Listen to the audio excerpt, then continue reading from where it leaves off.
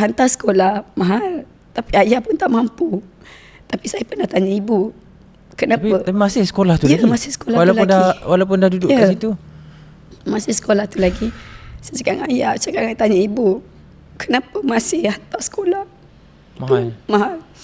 Sebab ibu kata,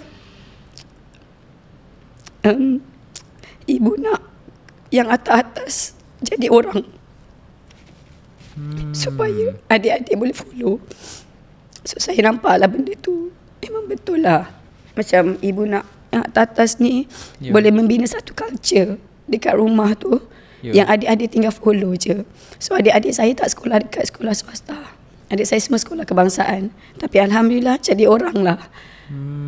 Bukan nak kata sekolah kebangsaan tak jadi orang, tak. Maksudnya dari segi behaviour, dari segi akhlak, dari segi sebab culture yang dibina tu.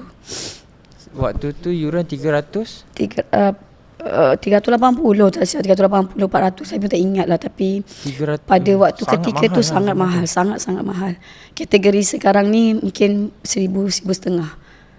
Ya, sebab saya sekolah Islah, dia sekolah Musliah juga. Tapi yuran dia tak mahal macam Hidayah. Itu pun dah consider mahal dah. Mak saya kerja cikgu ni, kerja kerajaan, hantar kat sekolah tu pun memang tak boleh nak beli kereta, tak boleh nak pergi bercuti sangat, tak boleh nak makan sedap. Sebab nak itu pun yuran tak semahal tu.